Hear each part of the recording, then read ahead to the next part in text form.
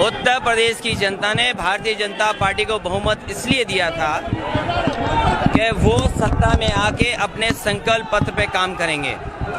लेकिन जैसे ही सत्ता में आए, भारतीय जनता पार्टी ने जनता के बीच में रखे हुए संकल्प पत्र को भूल गए हैं। आज जनता को जवाब देना चाहिए भारतीय जनता पार्टी को कि वो स्मार्ट सिटी कब बनेंगी। जिन्होंने माँ गंगा की कसम खा करके कहा था कि माँ गंगा साफ होंगी, वो आखिरकार माँ गंगा आज गंदी क्यों हैं?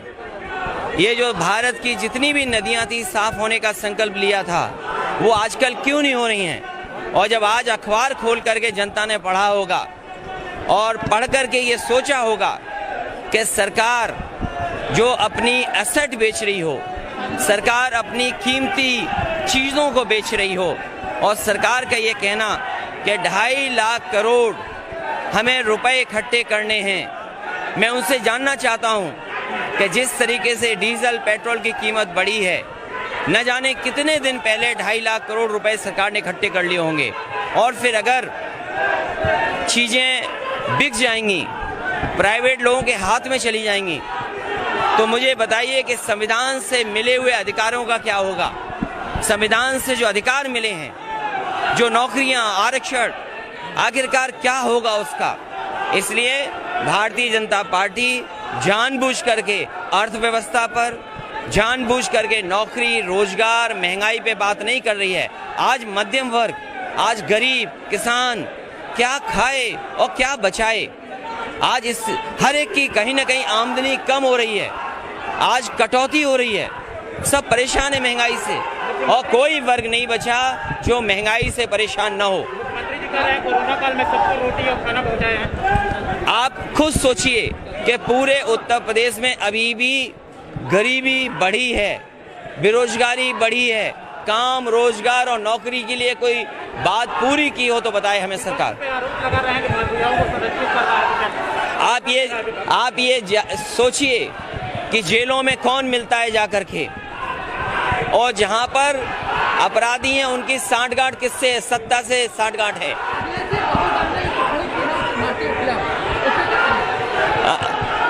ये कोई उत्तर भारतीय, दक्षिण भारतीय नहीं, सब भारत के लोग हैं।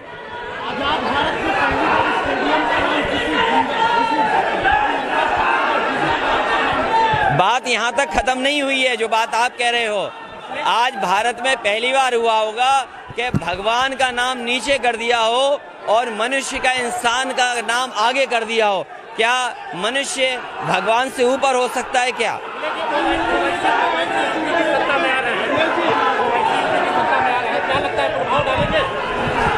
उत्तर प्रदेश की जनता समाजवादियों का इंतजार कर रही है। वो इंतजार कर रही है कि नौजवानों को लैपटॉप कब मिलेगा, वो इंतजार कर रही है कि वर्ल्ड क्लास इंफ्रास्ट्रक्चर कब बनेगा, और बनारस के लोग तुम तो हो, वरुणा कब साफ होगी उसका भी इंतजार कर रहे हैं। बहुत उत्तर प्रदेश की जनता ने भारतीय जनता पार्टी को बहुमत इसलिए दिया था कि वो सत्ता में आके अपने संकल्प पत्र पे काम करेंगे।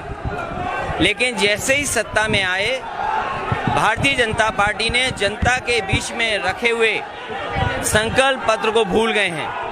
आज जनता को जवाब देना चाहिए भारतीय जनता पार्टी को कि वो स्मार्ट सिटी कब बनेंगी। जिन्होंने माँ गंगा की कसम खा करके कहा था कि माँ गंगा साफ होंगी, वो आखिरकार माँ गंगा आज गंदी क्यों हैं? ये जो भारत की जितनी भी नदियाँ थी साफ होने का संकल्प लिया था, वो आजकल क्यों नहीं हो रही हैं? और जब आज अखबार खोल करके जनता ने पढ़ा होगा और पढ़ करके ये सोचा होगा कि सरकार जो अपनी एसेट बेच रही हो, सरकार अपनी कीमती चीज़ों को बेच रही हो, और सरकार का ये कहना कि 2.5 लाख करोड़ हमें रुपए इकट्ठे करने हैं। मैं उनसे जानना चाहता हूँ कि जिस तरीके से डीजल पेट्रोल की कीमत बढ़ी है, न जाने कितने दिन पहले 2.5 लाख करोड़ रुपए सरकार ने इकट्ठे कर लिए होंगे।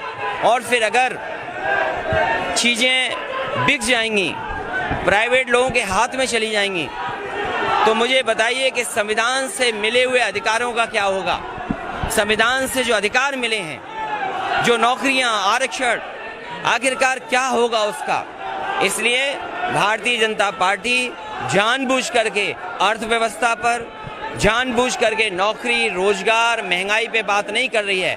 आज मध्यम वर्ग, आज गरीब किसान क्या खाए और क्या बचाए। आज इस हर एक की कहीं ना कहीं आमदनी कम हो रही है, आज कटौती हो रही है, सब परेशान है महंगाई से और कोई वर्ग नहीं बचा जो महंगाई से परेशान ना हो। मुख्यमंत्री जी कह रहे हैं कोरोना काल में सबको रोटी और खाना पहुंचाए हैं। आप खुद सोचिए कि पूरे उत्तर प्रदेश में अभी भी गरीबी बढ़ी है, बेरोजगारी बढ़ी है। काम, रोजगार और नौकरी के लिए कोई बात पूरी की हो तो बताए हमें सरकार। पे आरोप लगा रहे हैं कि महिलाओं को संरक्षित कर रहा है। आप ये सोचिए कि जेलों में कौन मिलता है जाकर के, और जहां पर अपराधी हैं उनकी सांठगांठ किससे है? सत्ता से सांठगांठ है।